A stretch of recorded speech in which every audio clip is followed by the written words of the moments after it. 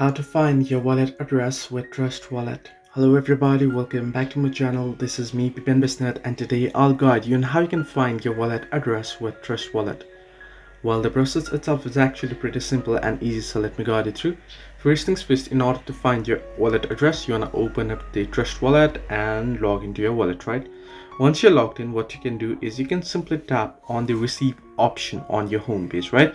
So you want to tap on receive option here, and then you can choose the particular crypto that you wish to receive, for which you need to which you need the address, right? So suppose you want to receive Bitcoin, someone wants to send you a Bitcoin, or you want to send Bitcoin from your external wallet. So you want to tap on Bitcoin, and now you'll be able to see your wallet address. Now you can either copy the wallet address or get the scan QR code and get the QR code, or share the QR code as well. So you can copy the address or you can share the QR code. So this is how you can find your wallet address with Trust Wallet. Hope this helped you. Do like and subscribe, and do not forget to leave a comment down below if you have any further issues.